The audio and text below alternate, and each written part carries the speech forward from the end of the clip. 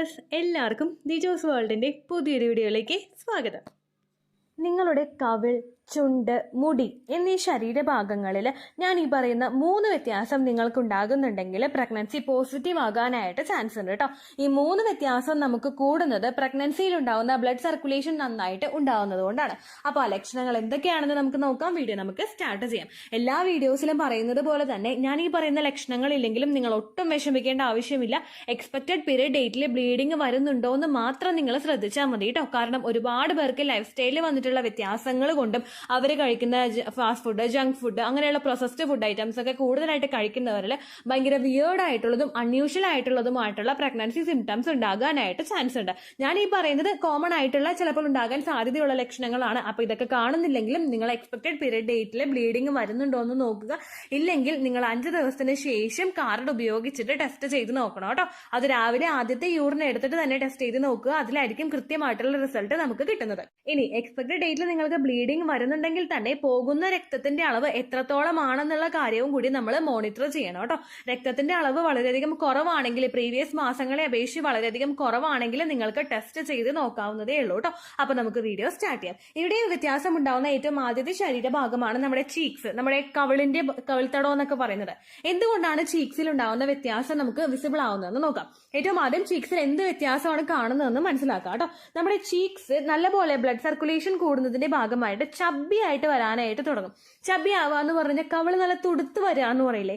ചില കുട്ടികൾ അല്ലെങ്കിൽ ചില മുതിർന്നവരുടെയൊക്കെ കവിളിൽ ഒരു തുടിപ്പുണ്ടാകും. പക്ഷെ ചിലവരുടെയൊക്കെ ഭയങ്കര ഫ്ലാറ്റ് ആയിട്ടുള്ള സ്കിന്നിനോട് തന്നെ ഒട്ടിയിരിക്കുന്ന ടൈപ്പ് ആയിരിക്കും. അപ്പോൾ നമുക്ക് പ്രഗ്നൻസി പോസിറ്റീവ് ആകുന്ന സമയത്ത് ഇങ്ങനെ ചബ്ബി ചീക്സ് ഉണ്ടാവാനായിട്ടുള്ള ചാൻസ് ഭയങ്കര കൂടുതലാണ് കേട്ടോ.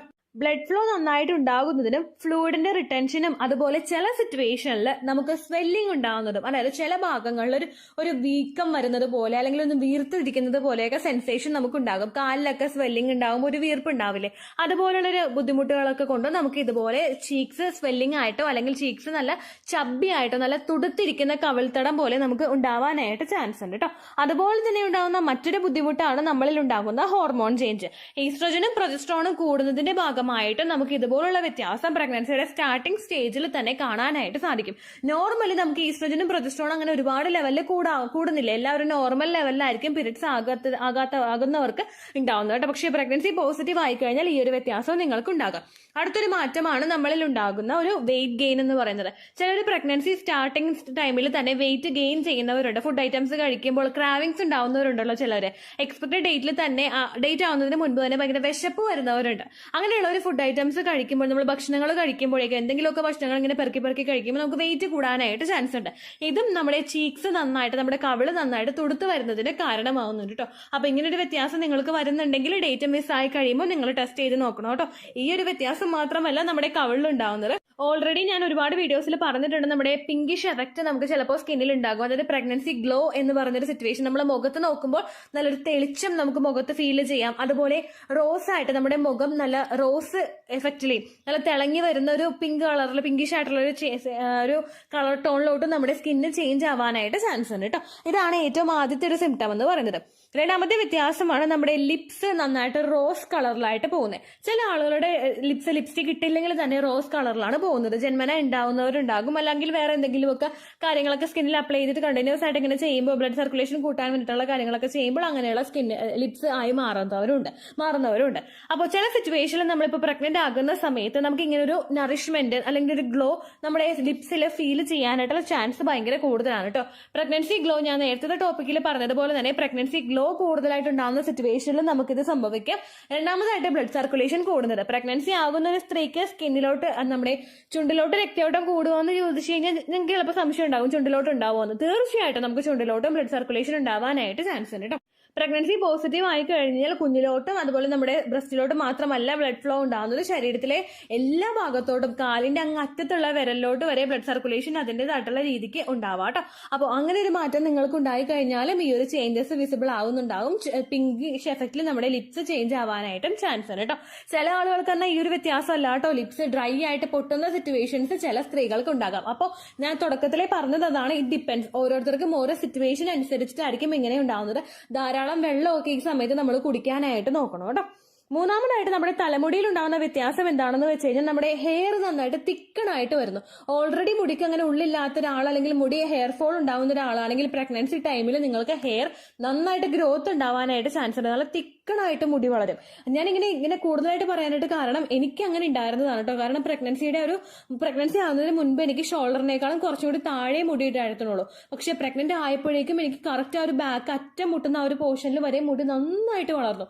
ഭയങ്കര ഗ്രോത്ത് ആയിരുന്നു എനിക്ക് ആ മുടിക്ക് ഉണ്ടായിരുന്നു കേട്ടോ. അപ്പോൾ ഇത് നമുക്ക് ആ ഒരു ഹോർമോൺസ് ഒക്കെ നന്നായിട്ട് കൂടുന്നത് കൊണ്ടാണ് കേട്ടോ ഉണ്ടാകുന്നത്. ഈസ്ട്രജനും പ്രൊജസ്ട്രോണും ബാക്കിയുള്ള എല്ലാ ഹോർമോൺസും നമുക്ക് കൂടുവാണ്. ഒപ്പം നമ്മൾ നല്ല സപ്ലിമെന്റ്സ് ഒക്കെ എടുക്കുന്നുണ്ട്. അയൺ, കാൽസ്യം, ഫോളിക് ആസിഡ് പോലുള്ള മെഡിസിൻസ് ഒക്കെ നമ്മൾ എടുക്കുമ്പോൾ അതിന്റെ ഭാഗമായിട്ടും ഇതുപോലെ നമുക്ക് ഹെയർ നന്നായിട്ട് തിക്കണാവാനായിട്ട് ചാൻസ് ഉണ്ട് കേട്ടോ. ഇത് മാത്രമല്ല, പ്രൊലാക്റ്റിൻ ഹോർമോൺ നന്നായിട്ട് കൂടുന്നതും ഹെയർ നന്നായിട്ട് തിക്കണാവുന്നതിന് വേണ്ടിയിട്ട് ഹെൽപ്പ് ചെയ്യുന്നുണ്ട് കേട്ടോ. പ്രഗ്നൻസി സമയത്ത് നമുക്ക് ഉണ്ടായിട്ടുള്ള ഈ എല്ലാ കണ്ടീഷൻസും പ്രഗ്നൻസി ഒന്ന് കുറയും, ആ ഒരു ഹോർമോൺസ് ഒക്കെ ഒന്ന് ഡ്രോപ്പ് ആവുന്ന സമയത്ത്, ഡെലിവറി ഒക്കെ കഴിയുന്ന സമയത്ത് നമുക്ക് കുറഞ്ഞു പോകാനായിട്ടും ചാൻസ് ഉണ്ട് കേട്ടോ. അപ്പൊ ഇത്തരത്തിലുള്ള വ്യത്യാസങ്ങൾ കാണുന്നുണ്ടെങ്കിലും കാണുന്നില്ലെങ്കിലും നിങ്ങൾ ശരീരം നന്നായിട്ട് ശ്രദ്ധിക്കുക. ചില സ്ത്രീകൾക്ക് ഈ ഒരു സമയത്ത് ഹെയർ ഗ്രോത്തിന് പകരം ഹെയർ ലോസ് ആയിരിക്കും ഇവിടെ ഉണ്ടാകുന്നത്. നന്നായിട്ട് മുടി കൊഴിഞ്ഞു പോകുന്ന സിറ്റുവേഷൻസും അതുപോലെ സ്പ്ലിറ്റൻസും നന്നായിട്ട് ഉണ്ടാകുന്നത്, മുടി വിണ്ട് കയറി പോകുന്ന സിറ്റുവേഷനും, മുടി ഇടക്ക് നമ്മുടെ ആ ഒരു നെറുക എന്ന് പറയില്ല, ആ നെറുകയുടെ ആ പോർഷനിൽ നിന്നൊക്കെ മുടി കട്ട് ചെയ്ത് വിട്ട് പോരുന്ന സിറ്റുവേഷനും പലർക്കും ഉണ്ടാവും കേട്ടോ. അത് ഓരോരുത്തരുടെ ശരീരപ്രകൃതി അനുസരിച്ചിട്ട് അതുപോലെ ഹോർമോൺസിന്റെ വർക്കിംഗ് അനുസരിച്ചിട്ടും ഒക്കെയാണ് ഇങ്ങനെ മാറ്റങ്ങൾ ഉണ്ടാകുന്നത്. ഒരുപാട് ഹെയർ ലോസ് ഒക്കെ ഉണ്ടാവുന്നുണ്ടെങ്കിൽ നിങ്ങൾ ഡോക്ടറെ കണ്ടിട്ട് അതിൻ്റെതായിട്ടുള്ള ട്രീറ്റ്മെന്റ്സ് സ്റ്റാർട്ട് ചെയ്യുന്നത് നല്ലതാണ് കേട്ടോ. ഇതൊക്കെ പ്രഗ്നൻസിയിൽ മാത്രം ഉണ്ടാവുന്ന സിംറ്റംസ് അല്ല, പക്ഷേ പ്രഗ്നൻസി ആയി കഴിഞ്ഞാലും ഏറ്റവും കൂടുതൽ നമുക്ക് ഉണ്ടാവുന്ന സിംറ്റംസ് ആണ്. അപ്പൊ ഇങ്ങനെയുള്ള മാറ്റങ്ങൾ വരുന്നുണ്ടോ എന്ന് നിങ്ങൾ നോക്കുക. വരുന്നില്ലെങ്കിലും ടെസ്റ്റ് ചെയ്ത് നോക്കണം കേട്ടോ. അതുപോലെ തന്നെ വീഡിയോയുടെ എൻഡിങ് പോർഷനിൽ ഞാൻ പറയുകയാണ്, നമ്മുടെ ചാനലിൽ എപ്പോഴും ഒരു ലൈവ് സെഷൻ ഉണ്ട്. ഡയറക്റ്റ് ആയിട്ട് എനിക്കിപ്പോൾ കമന്റ്സിന് റിപ്ലൈ തരാനായിട്ട് പറ്റുന്നില്ല. കൈക്ക് എന്തോ ഒരു ബുദ്ധിമുട്ട് വരുന്നുണ്ട്. കൈ ഒരുപാട് അങ്ങ് ടൈപ്പ് ചെയ്യുമ്പോൾ ഭയങ്കര ഒരു മരവിപ്പും ഷോൾഡർ പെയിനും കയ്യിൽ ഇടയ്ക്കിടയ്ക്ക് വരുന്നുണ്ട്. അതുകൊണ്ട് എനിക്ക് ഒരുപാട് അങ്ങനെ ടൈപ്പ് ചെയ്യാനായിട്ട് പറ്റുന്നില്ല. അതുകൊണ്ടാണ് നിങ്ങളുടെ ഡൗട്ട്സ് ഒക്കെ ക്ലിയർ ചെയ്യാൻ വേണ്ടിയിട്ട് എല്ലാ ദിവസവും 1 മണിക്കൂറൊക്കെ ഞാൻ ലൈവ് വരുന്നത്. കമ്മ്യൂണിറ്റി എന്ന് പറയുന്ന നമ്മുടെ ടാബ് നോക്കിക്കഴിഞ്ഞാൽ ലൈവ് എപ്പോഴാണ് വരുന്നതെന്ന് നിങ്ങൾക്ക് ഒരു ഇന്റിമേഷൻ കിട്ടും. നമ്മുടെ ചാനൽ വിസിറ്റ് ചെയ്തതിന് ശേഷം പോസ്റ്റ് എന്ന് പറഞ്ഞൊരു ഐക്കൺ ഉണ്ടാകും, അവിടെ ക്ലിക്ക് ചെയ്താൽ മതി. അതിൽ നിങ്ങൾക്ക് നോട്ടിഫിക്കേഷൻ കിട്ടും. അതിനനുസരിച്ചിട്ട് നിങ്ങൾ ചാനൽ നോക്കുക. ചാനലിന്റെ ആ ഒരു ഫോട്ടോയുടെ ചുറ്റുമായിട്ട് റെഡ് കളറിൽ ഒരു സർക്കിൾ ഫോം ചെയ്തിട്ടുണ്ടാകും. അതിൽ ക്ലിക്ക് ചെയ്ത് കഴിഞ്ഞാൽ ലൈവിലോട്ട് നിങ്ങൾ ഡയറക്റ്റ് ആയിട്ട് എൻ്റർ ആവും കേട്ടോ. അതിൽ എന്തെങ്കിലുമൊക്കെ സംശയങ്ങളുണ്ടെങ്കിൽ ഡയറക്റ്റ് ആയിട്ട് നമുക്ക് ഇന്ററാക്ഷൻ നടത്താം കേട്ടോ. ഇത്രയേ ഉള്ളൂ വീഡിയോ. യൂസ്ഫുൾ ആയി കാണുമെന്ന് വിശ്വസിക്കുന്നു. യൂസ്ഫുൾ ആവുന്നുണ്ടെങ്കിൽ ലൈക്ക് ചെയ്യുക, ഫ്രണ്ട്സിനൊക്കെ ഷെയർ ചെയ്ത് കൊടുക്കുക കേട്ടോ. എന്തെങ്കിലും സംശയം ഉണ്ടെങ്കിൽ നിങ്ങൾ കമന്റ്സിൽ ചോദിക്കുക. പണ്ടത്തെ വീഡിയോയ്ക്ക് കമന്റ്സ് ഇടുന്നവർക്ക് റിപ്ലൈ ലഭിക്കുന്നില്ലെങ്കിൽ ലേറ്റസ്റ്റ് ആയിട്ട് ഞാൻ ഏത് വീഡിയോ ആണോ അപ്ലോഡ് ചെയ്യുന്നത് അതിന് താഴെ കമന്റ് ഒന്ന് കോപ്പി പേസ്റ്റ് ചെയ്യാനായിട്ട് ശ്രദ്ധിക്കുക കേട്ടോ. അതുപോലെ ഓവുലേഷൻ ഡേറ്റ് കാൽക്കുലേറ്റ് ചെയ്ത് തരാനായിട്ട് റിക്വസ്റ്റ് ചെയ്യുന്ന ആളുകൾ എത്രയാണോ സൈക്കിൾ ലെങ്ത് അത് മെൻഷൻ ചെയ്യാനായിട്ട് ശ്രദ്ധിക്കുക. സൈക്കിൾ ലെങ്ത് എന്നതുകൊണ്ട് ഉദ്ദേശിച്ചത് ഓരോ മാസവും എത്ര ദിവസം കൂടുമ്പോഴാണോ ബ്ലീഡിങ് വരുന്നത് അതാണ് സൈക്കിൾ ലെങ്ത്. കഴിഞ്ഞ മാസം ഒരു 8-ാം തീയതിയാണ് ബ്ലീഡിങ് ആയതെങ്കിൽ ഈ മാസം 6-ാം തീയതിയാണ് ബ്ലീഡിങ് ആയതെങ്കിൽ കഴിഞ്ഞ മാസം 8-ാം തീയതി മുതൽ ഈ മാസം 6-ാം തീയതി വരെ എത്ര ദിവസമുണ്ടോ അത് കാലണ്ടറിൽ എണ്ണി തിട്ടപ്പെടുന്നതാണ് നിങ്ങളുടെ സൈക്കിൾ ലെങ്ത്. സൈക്കിൾ ലെങ്ത് നമ്മൾ കൃത്യമായിട്ട് കാൽക്കുലേറ്റ് ചെയ്യുകയാണെങ്കിൽ ഓവുലേഷൻ ഡേറ്റ് എളുപ്പത്തിൽ കണ്ടുപിടിക്കാൻ വേണ്ടിയിട്ട് ഒരുപാട് ആപ്ലിക്കേഷൻസും ഒരുപാട് ഓൺലൈൻ ആയിട്ടുള്ള വെബ്സൈറ്റുകളും ഇന്ന് നമുക്ക് അവൈലബിൾ ആണ്. പ്ലേ സ്റ്റോറിൽ പോയിട്ട് ഓൺലൈൻ ഓവുലേഷൻ ട്രാക്കർ എന്ന് ടൈപ്പ് ചെയ്ത് കഴിഞ്ഞാൽ നിങ്ങൾക്ക് അതുമായിട്ട് ബന്ധപ്പെട്ടിട്ടുള്ള ആപ്ലിക്കേഷൻസ് കിട്ടും.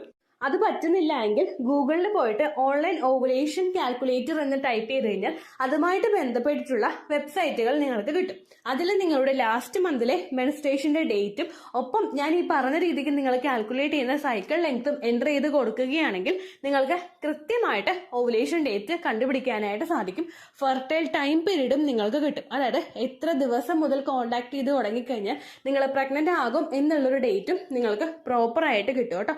ഇത് കാൽക്കുലേറ്റ് ചെയ്യുന്ന സമയത്ത് സൈക്കിൾ ലെങ്ത് കാൽക്കുലേറ്റ് ചെയ്യുന്ന സമയത്ത് നിങ്ങളുടെ ആ ഒരു കലണ്ടറിൽ നോക്കി തന്നെ നിങ്ങൾ കാൽക്കുലേറ്റ് ചെയ്യുക. പല മാസങ്ങളിലും 30-31 ദിവസമുണ്ട്. അതുകൊണ്ടാണ് അങ്ങനെ പറഞ്ഞത്. ഒപ്പം നിങ്ങൾക്ക് ബ്ലീഡിങ് തുടങ്ങിയ ദിവസത്തിന് വേണം നിങ്ങൾ ഡേ 1 ആയിട്ട് എടുക്കാൻ വേണ്ടിയിട്ട്. സ്പോട്ടിങ് തുടങ്ങിയ ദിവസത്തിനെ, അതായത് ചെറുതായിട്ട് ഡിസ്ചാർജ് പോയി തുടങ്ങിയ ദിവസത്തിനെ നിങ്ങൾ കൺസിഡർ ചെയ്യേണ്ട ആവശ്യം ഇല്ല കേട്ടോ. അപ്പൊ ഇത്രയേ ഉള്ളൂ വീഡിയോ. അടുത്തൊരു വീഡിയോ ആയിട്ട് നമുക്ക് വീണ്ടും കാണാം. ബൈ.